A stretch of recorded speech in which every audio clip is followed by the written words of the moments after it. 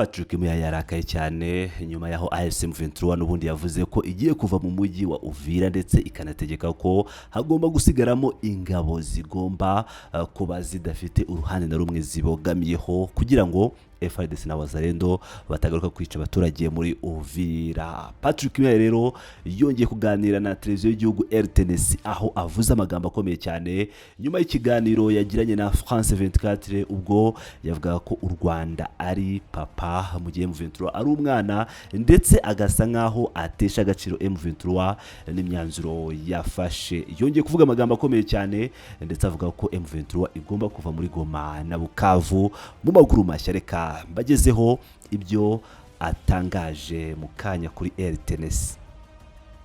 Écoutez, c'est un enjeu. Évidemment, je ne commenterai pas le fond parce que nous avons déjà des cadres où les discussions se font.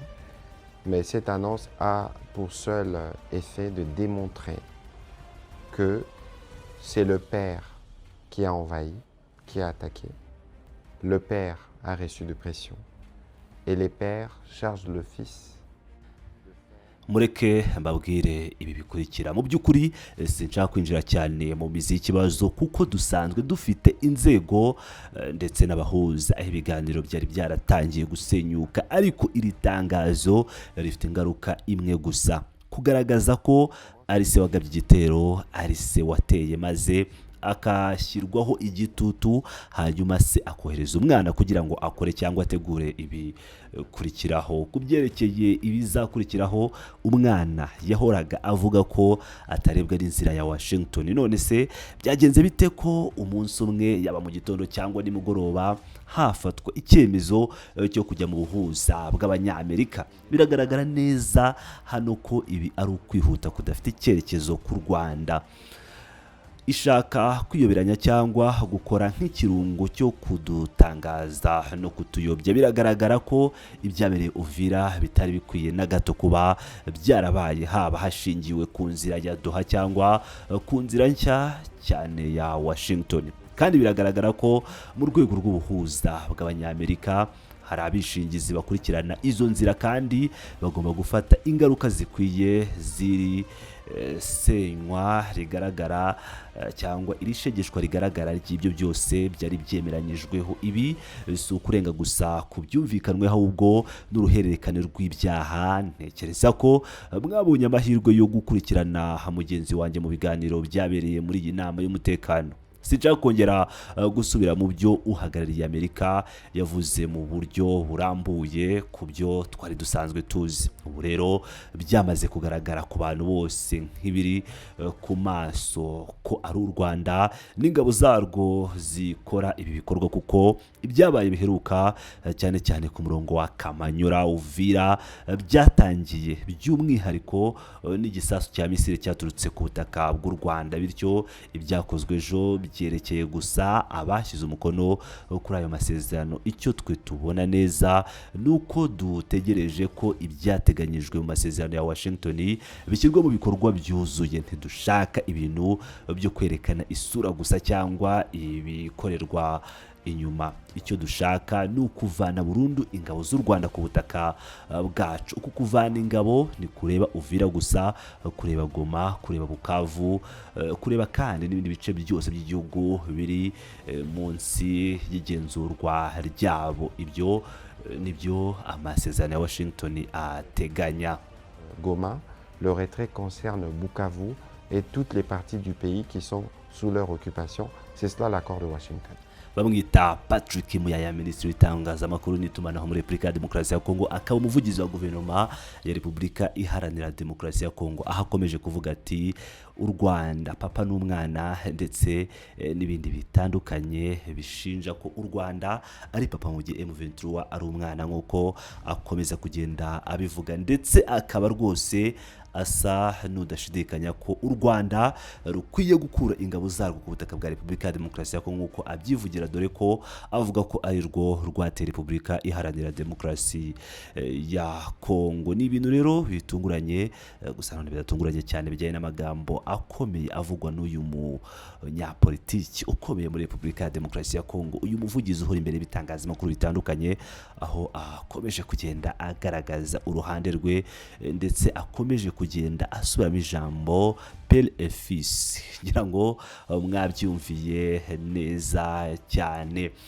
Gusa nubwo avuga ibi bitangazamakuru mpuzamahanga by'umwihariko Al Jazeera bikomeje kwereka isi yose ukuri kubikomeje kubera ku butaka, bikomeje kubera mu burasirazuba bwa Repubulika Iharanira Demokarasi ya Kongo. Mbibutse ko ikinyamakuru Al Jazeera ari igitangazamakuru cya Katari Doha nk'umuhuza cyakomeje kugenda kibeshya amahanga, ariko uyu munsi gitangiye kubona ukuri ndetse kikomeje kwerekana ko ibyabaye byose M23 itabara abaturage kandi ikomeje gukora iyo bwabaga kugira ngo abaturage babashe kugira ubuzima buzira umuze. Tugiye ku byabaye mbere y'uko umujyi wa Uvira ufatwa, reka tubigaruke kugira ngo mwumve ibyo AFC M23 iri gukora, uburyo iri gutabara abaturage. Twise cyane rero mbere yuko umujyi wa Uvira ufatwa n'inyeshyamba za AFC M23 MLDP twirwaneho, uwo mujyi wari warahindutse ahabera ihohoterwa rikomeye, rihohoterwa ry'uburenganzira bwa muntu ryashinjwaga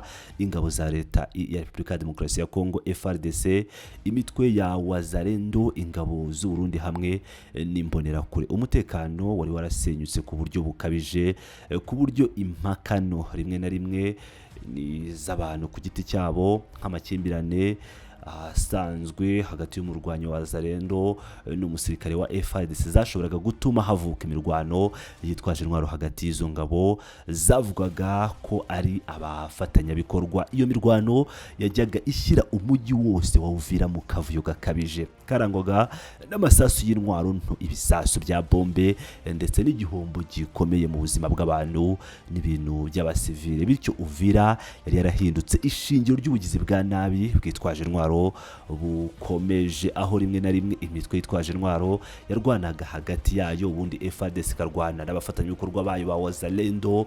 Buri tsinda ryari ryarashyizeho leta muri leta rifite ububasha bwo kwica, gufunga cyangwa gukorera iyicarubozo abasivile uko bishakiye, mu gihe ubuyobozi bw'umujyi butashoboraga kugira ububasha cyangwa igenzura rifatika.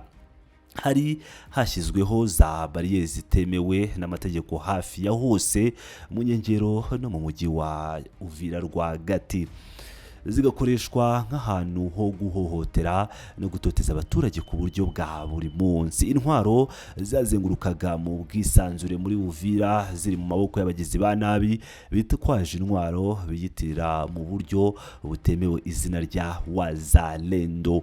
Nta n'ingabo z'u Burundi nta na FARDC nubwo arizo zari zihagarariye leta ya Kongo byashoboraga guhagarika ubutegetsi bw'imitwe ya Wazalendo butagenzurwaga, ntabwo bashobora kuba bagira icyo bakora. Ikirenze kuri ibyo rero, hari n'uruhare rutaziguye rwagiye rugaragara rwa bamwe mu ba FARDC bagiye bagaragara mu bikorwa byinshi by'ihohoterwa, aho wasangaga utubari twarahindutse ahantu hahurira abagabo bitwaje intwaro, haba aba FARDC cyangwa aba Wazalendo, aho abagore bajyaga gushimutwa bagafatwa ku ngufu.